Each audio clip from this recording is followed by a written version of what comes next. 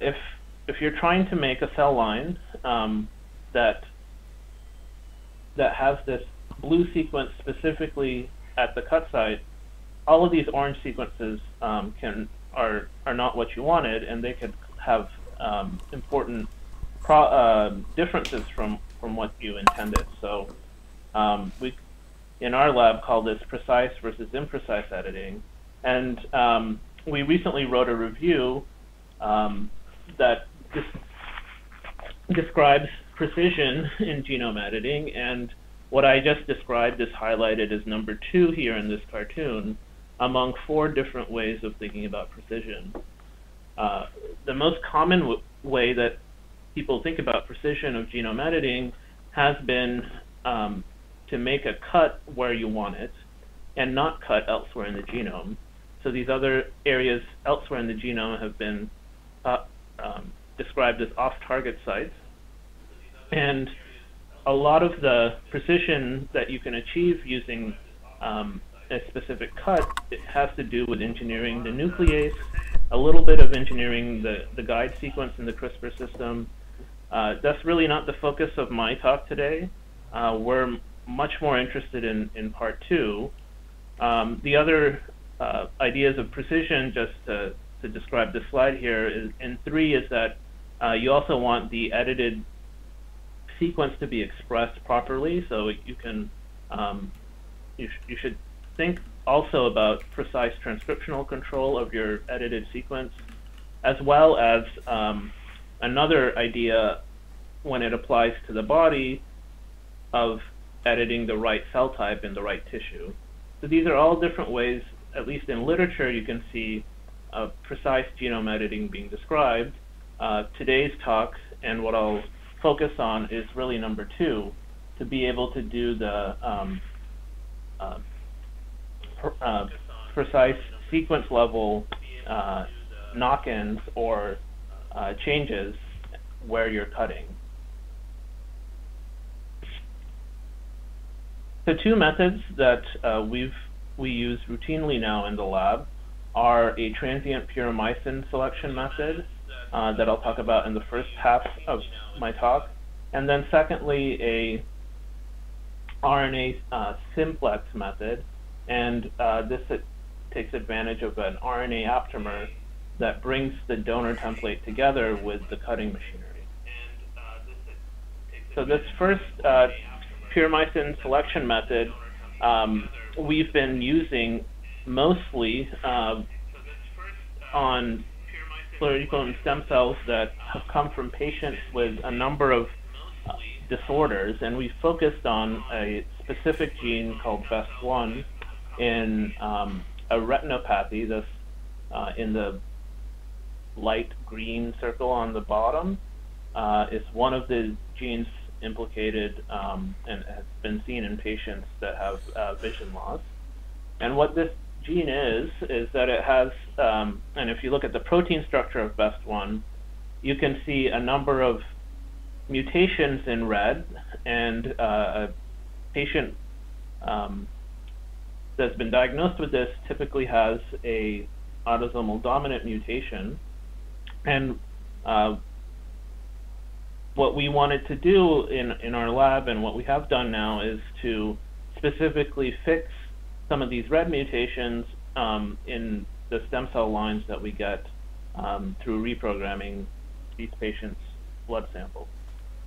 After we reprogram, we also generate retinal tissues, optic cups, as well as pigmented epithelial layers. These are the kind of 2 tissue constructs that simulate what the retina is inside these patients. This is through a collaboration with David Gam's lab here at UW-Madison.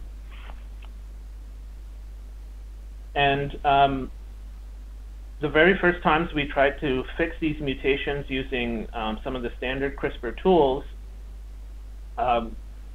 we had very low efficiencies, and we took a step back and we started doing some studies on human cell lines after delivery of the CRISPR system.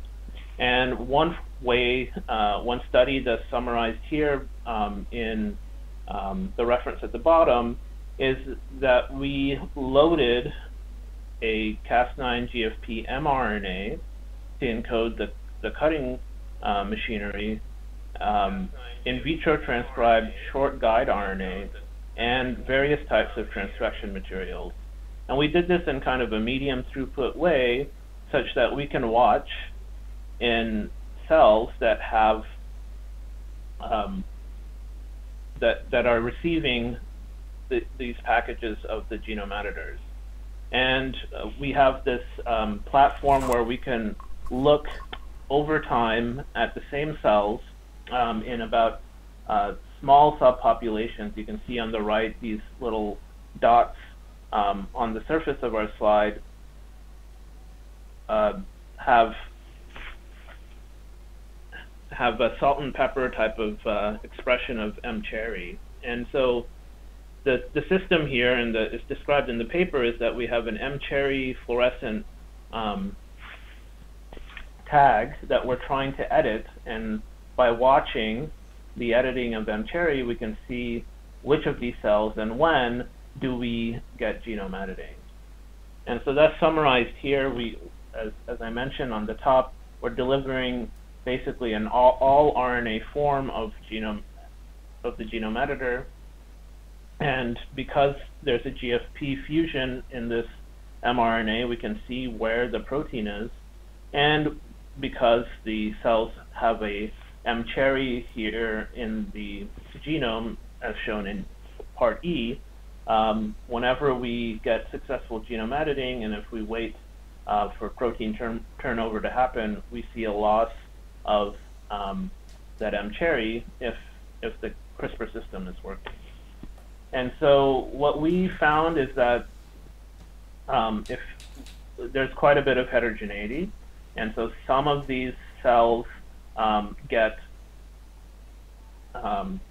quite a bit of GFP, that's shown on the right, and that's since it's a fusion, is also tagging Cas9.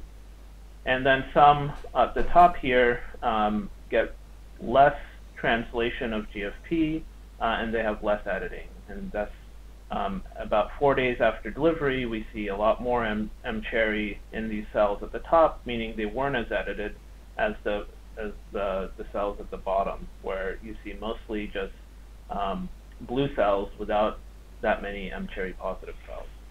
And so if you look at thousands of these types of spots and start to make correlations about which materials can deliver effectively, and what doses of each of these components, the mRNA encoding Cas9 as well as the short guide RNA, you can start to see trends. And this is again from the same paper. We see some of these transfection reagents working quite well. And when we look in a quantitative way and try to predict which cells will be edited based on some characteristics of expression and cell density, we found that cells that express Cas9 and translate Cas9 early have more gene editing, and we find that cells that actually do not proliferate early, so that's the delta cells on the right as one of our coefficients in this regression model, in the first 24 hours, those also have a higher editing. And our thought here is that there's probably a stress that's induced by cutting of the genome, as perhaps also by delivery. And if we're able to identify these cells that are slowing down, but also have a lots of Cas9, those are the ones that would be edited most frequently. So we applied this to human pluripotent stem cells, these insights, and we had to change a little bit of how we delivered the CRISPR system notably because those mRNA formulations did not work that well in human pluripotent stem cells. All of that work was with human embryonic kidney cells.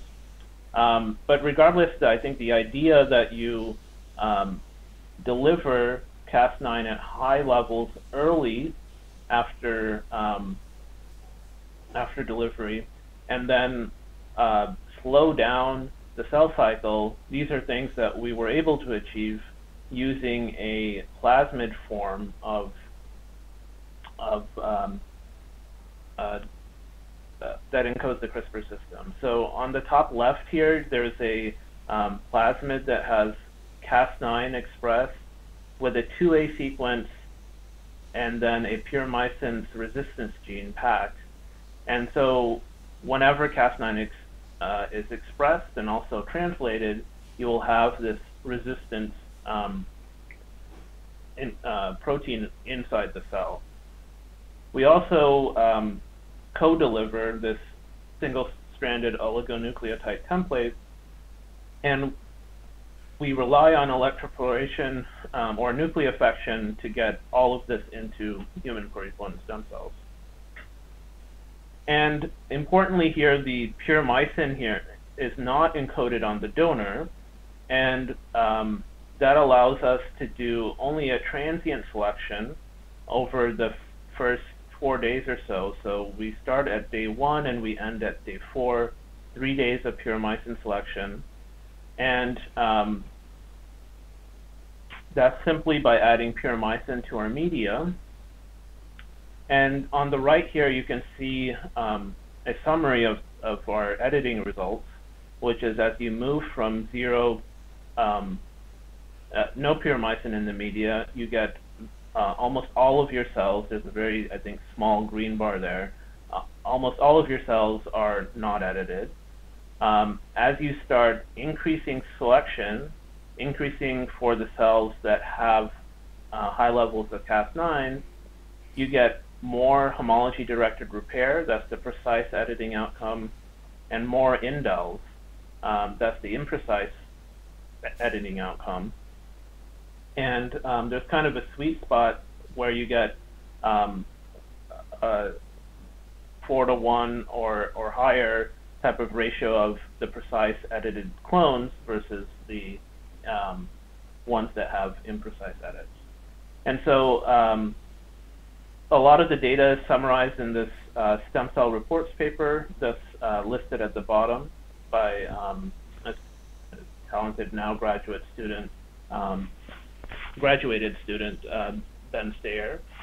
We also have been looking in some of these patient-specific disease models that I mentioned for the BEST gene, and we're able to look how specific the CRISPR system is.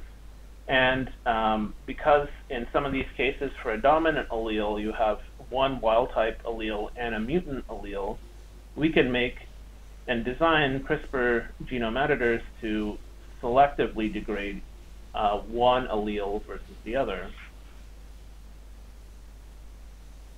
So we have cells that are healthy from healthy individuals where you have 2 wild-type copies. And in this case, we're delivering virus for the CRISPR system in stem cells. And this is another delivery system that works quite well if you just want to cut the genome and rely on imprecise genome editing. This slide is mostly to show that you can achieve mutant-specific allele editing, where if you make these guide RNAs specific to the mutant allele in blue, or the mutant allele in red and the wild-type allele in blue, you get editing, as shown on the y-axis, specific to that allele. And you can also, if you do next-gen sequencing, see which of these edited alleles, exactly what sequence you get, if it results in a frameshift mutation that should result in non-sequence mediated decay if it's not in the last exon of the gene. So this is kind of a pretty popular way that we've been using on stem cells for knocking in variants where we have cells that grow quite well from patients. Another alternative is to use a RNA aptamer that doesn't rely on any plasmids or mRNA. The advantage here is that there's probably a lower likelihood of random integration of your plasmid into the genome. And if that's a concern for you, you could use potentially one of these protein and short RNA-based methods. So again, to summarize, we're still looking at this challenge here of making more precise reads in the clones that you get. And our strategy here was to think about co-delivering the donor template with the cutting machinery. And we exploit this connection here that's shown in the cartoon that is called an S1M aptamer, that's specifically shown in red. This aptamer is from some studies in 2013 that found essentially a biotin mimic in a short RNA sequence. And the first version of this was called S1, shown on the left. And the blot at the bottom shows that as you increase the amount of streptavidin that would mimic the biotin streptavidin binding, you get more and more binding of the RNA aptamer to streptavidin. There's a modified version called S1M that stabilizes the stem part of this structure, and it has a higher affinity for streptavidin, and that's shown in red. So we took this sequence and we looked at the crystal structure of Cas9 and together with the guide, and found a few places where we can introduce this aptamer. We put it into a few stem loops and at the end, and we call these version 1, S1M, sgRNA 1, 2, and 3. And we wanted to see if this actually does bring together all the components that we wanted to together, and we relied on this technique called dynamic light scattering, where you can look at the correlation in intensity and determine size of particles after shining a laser in a solution of them. And this slide is a bit busy, but I want you to focus on the green trace here that's shown, and on the x-axis is shown as the radius of the particles, the average radius, and that's in nanometers, and on the y-axis is normalized intensity. And so the green is what we call the simplex, where it has the aptamer, the Cas9, the streptavidin, and whenever we take away one of the components or multiple components, we get much smaller particles. We wanted to see whether these particles stay intact inside the cell, so we can look at pluripotent stem cells after we deliver these simplexes, and we can look by staining for Cas9 protein and streptavidin, the two proteins. Is a version where we take away the aptamer, and on the bottom here is a version where we have more yellow dots and speckles inside the nucleus specifically of these cells. And this is a zoomed in version of the same image. And if we look at the correlation of the co-localization of streptavidin Cas9, whenever we have the S1M aptamer, we get higher correlation inside these cells. and this is described in this paper at the bottom, published last year. So does it matter where we put this aptamer? It does to a moderate effect in all cases after we deliver these simplexes into human pluripotent stem cells. We get an increase in the precise editing outcomes. And so you'll see a number of these types of slides that come from the paper where on the y-axis you have a ratio of the precise over the imprecise reads that we get in sequencing after we sequence the cells. In this case, it's about 6 days after electroporation. So the 3 different aptamer locations and the 3 different simplexes all seem to increase the ratio of precise to imprecise. Putting the aptamer in locations 1 and 2 in the previous slide seemed to help the best. And so all of the data from now on is by using the aptamer in position 1. And so we tested it at a number of different loci. This is at the blue fluorescent protein transgene, where we've tried to switch 3 nucleotides.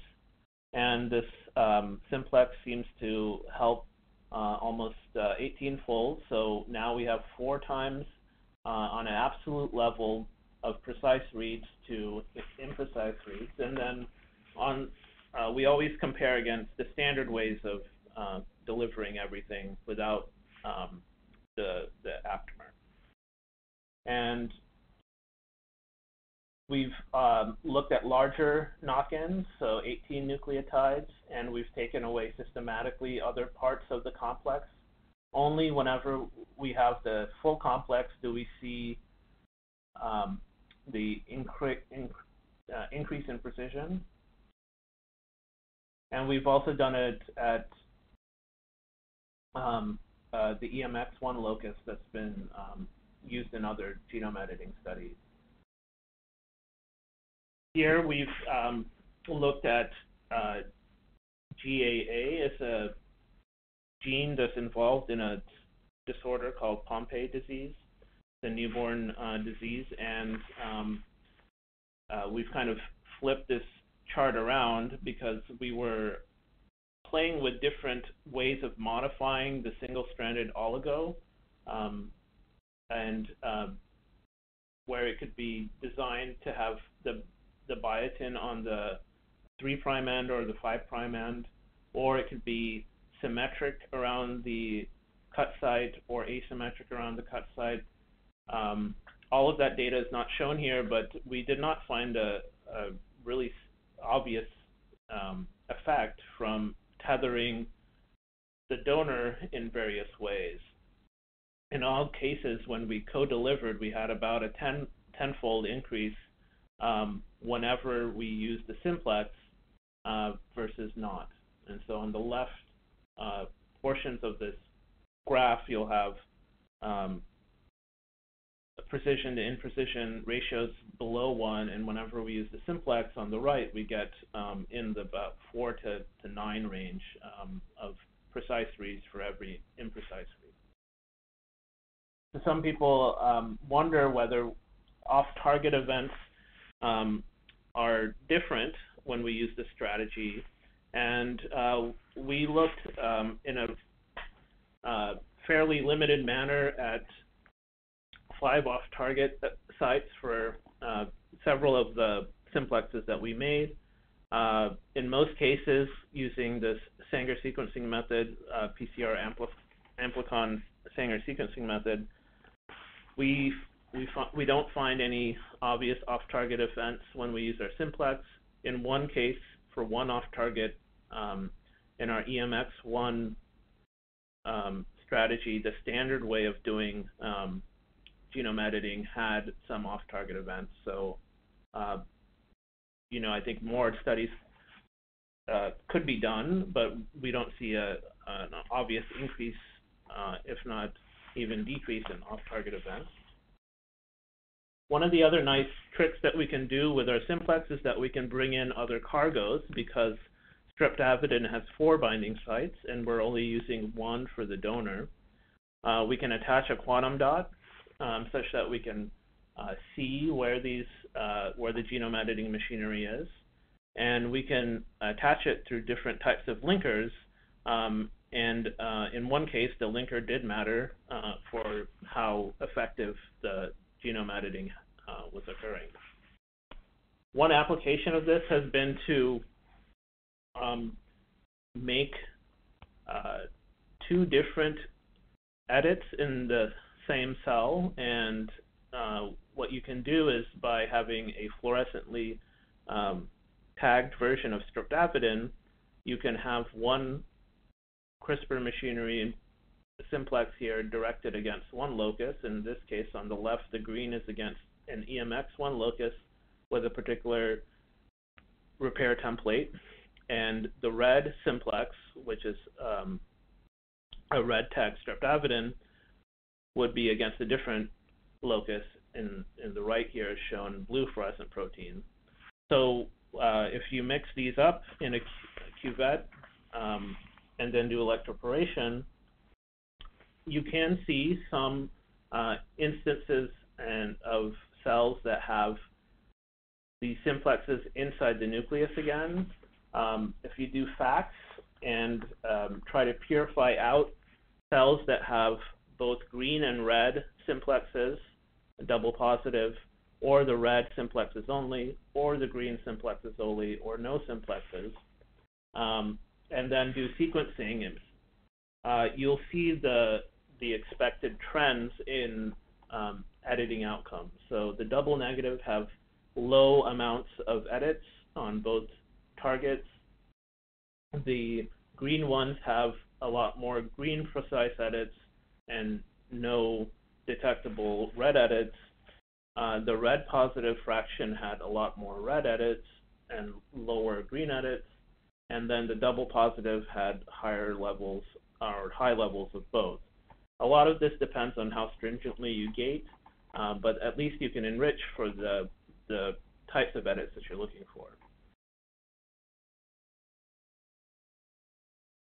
And so this is a kind of summary of, I think, the types of outcomes that we get when we use this system. And I want to kind of quickly go through in about a few minutes here how we've applied this system to a few cell lines, one in particular for Pompe disease. And I mentioned Pompe disease is this loss of this GAA inside cells, and the muscles in these typically babies are not very strong because there's a buildup of glycogen inside the lysosome. If we're able to edit them, which we have been able to do, you would restore activity of this GAA in the lysosome and see more glucose inside the cell. And so these are challenging edits to make because you have 2 different mutations on the maternal and paternal copies of the genome. And so allele 1 here has a mutation, G to A mutation at this in red, and then the other allele has a mutation earlier called deletion of T.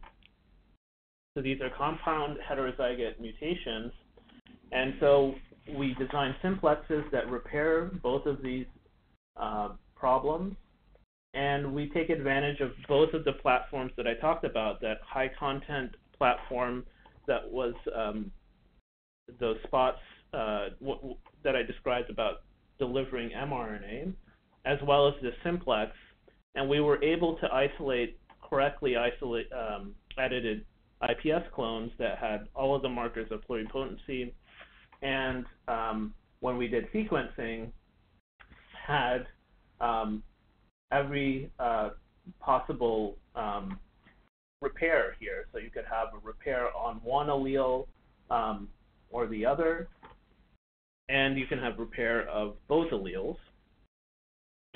And I'm not going to go through all of these sequencing traces because of time, but it is the sequencing traces look as expected by looking at these two alleles.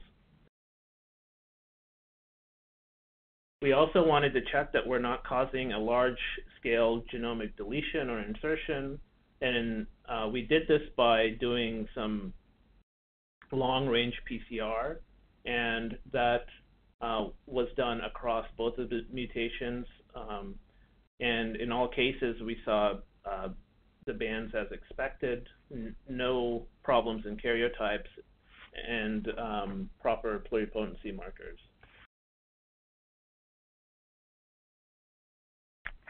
So one thing that you can do is see that this edited alleles are properly expressed, and it's a little challenging to show, but we've done some deep sequencing of mRNA, and we actually see in blue overrepresentation of the edited allele. So when we sequence, in this case at exon 9, so at the mutation on allele 1, we see overrepresentation of the edited allele in the mRNA.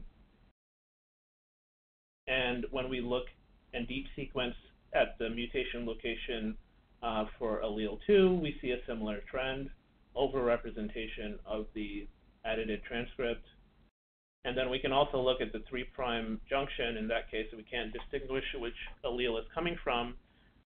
We again see a higher level when we do correct both alleles. One of the advantages of doing this type of gene editing versus doing gene augmentation is that you're not flooding the cell with one single open reading frame, and you potentially can have native protein processing at endogenous levels, and that's exactly what we see when we do the Western blot. And in this case, for Pompe disease, we are also interested in how much excess enzyme gets secreted from cells, and we've differentiated these cells to cardiomyocytes, and we see actual cooperativity, meaning that we get a synergy when we correct both alleles. So that's, I guess, a small story, really quick story of how you can do multiplex editing to change, in this case, 2 alleles in the same cell.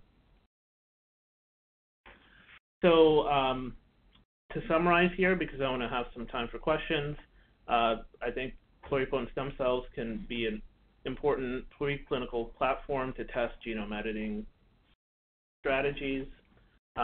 Precision can be increased by transient selection or co-delivery of a genome editor. And I think some of these reagents are nice in that for the aptamer case, that they can be quality controlled and developed potentially as an off-the-shelf reagent. So I'll just end here by acknowledging the team that's really pushed this forward, notably Jared Carlson-Sturbermer, who's now at Synthago, and Ben Stayer, who is in medical school at the moment. Be happy to take any questions. Thank you, Chris, for that great presentation. We can now begin with the live Q&A portion of the webinar. I do see that we do have a lot of questions that are already in queue, but if you do have a question you'd like to ask, please do so now by clicking on the Ask Question drop-down box located on the far left of the presentation window. Type your question into the box that appears on the screen and then click the Send button. So let's get started. I have a question here. First question is, have you reduced the off-target effects significantly with the use of the S1 simplex? Yeah, I showed that slide where we saw less off-target effects at one off-target site. We don't have, deep genome-wide sequencing data, so I'm hesitant to say that that's going to hold up for every particular strategy. But I do think, there are good studies about limiting the amount of Cas9 expressed and delivered inside the cell to get the most kind of hit and run at the target, and such that Cas9 in the machinery isn't around to bind to off-target sites. And that's where the simplex strategy may be potentially a bit better than the transient selection strategy, because I think the simplex is only around for probably the first 2 to 3 days at most, whereas I think the transient selection method is longer. Most plasmid-based systems can take a few extra days of Cas9 expression. So that's one of the reasons why my lab really likes some of the protein methods, because you don't have to rely on host machinery, but you also have a limited window in which cutting is happening, just because the protein is being degraded. Okay, great, thank you. We have another question here, and the question is, how will epigenetic memory affect patient-derived iPSC cells compared to embryonic cells? Well, I think that's something that we didn't directly discuss today, but in memory, if it can bias the types of lineages that you see, as well as particular genes that get turned on or turned off through the reprogramming and differentiation process. So we have not seen much epigenetic memory, at least in the types of assays that we've been looking at, but we haven't really looked very thoroughly also genome-wide for memory. Okay. Here is actually here's a question actually that with relativity is there a possibility of undesirable insertions using the simplex methodology? Yes, the possibility is certainly there. It is hard to track, and this is a challenge for almost every single strategy that relies on a donor template. So you could design PCR probes and look for them through some sort of amplification step in the genome afterwards. We haven't had success in those types of assays, and therefore we don't have great data to talk about off-target insertion of these SSODNs. I think there's a general sense in the field that the single-stranded oligos insert less than the double-stranded templates, and that's another reason why we like the kind of single-stranded approach. Okay, great. There is another question here. CRISPR has an obvious advantage over lentivirus-derived iPSCs reprogramming, but can CRISPR be used for recombining or adding transcription factors into DNA? So, I mean, I think there's a few recent papers that talked about using a dead Cas9, meaning one that doesn't cut the genome, but is fused to transcriptional activators or epigenetic writers. I think there's one story out of Duke, out of Charlie Gerspech's lab, that showed that you could reprogram cells using that type of dead Cas9 strategy, and there's a few other reports out there. Trying to do precise genome editing to write in a transcription factor for reprogramming, I have not seen that. There are, I think the episomal strategies that we use avoid some of those integration issues when you want to write in a transcription factor. So right. I would point, I think if I wanted to do reprogramming using CRISPR, I would probably go to a dead Cas9 strategy. Okay. And I have, I think we have time probably for one or two more questions I do see here. Do you foresee therapeutic use of iPSCs in the near future beyond disease modeling goals? Yes. There are clinical trials, I think, already underway in the eye. And there are also biotech companies and others trying to generate a kind of allogeneic approaches from iPS cells such that you can modify the immune response to have a kind of a more universal transplant cell. So I think there's a lot of interest in being able to generate interesting cell therapies from a pluripotent stem cell platform. Okay. And yep, I have another question here. Do you have reduced the off-target effects significantly with this new simplex methodology? You probably have already answered that, but that is a question here. Yeah, so I think the off-target effects, going back to the kind of 4 ways of precision slide, is something that we looked at, and I think we don't have great evidence to say that it's lower. I think what is safe to say and more conservative to say is that it's comparable as standard methods. I think the major story here that I wanted to convey is that the on-target spectrum of sequence outcomes that you get is much more defined specifically to what you wanted in your repair template using the strategies that I talked about. And therefore, at least in the stem cell workflow, you have to screen through a lot less clones, and that I think is one of the bottlenecks here, that because stem cells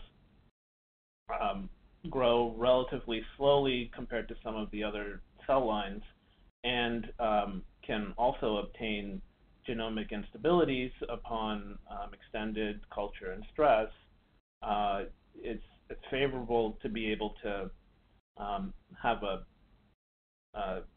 more condensed, more efficient workflow to find the edits that you get at the intended target site.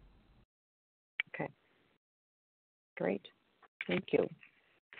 So with that, I think we want to thank you, Chris, for your presentation, and let people know too that before we go, that the seminar webinar will be available for on-demand viewing through February of 2019. So we do thank you again for joining us, and we hope that you do check into other events today throughout the rest of today's event and enjoy your viewing. Thank you, everyone. Thank you, Chris. Yep. Thank you.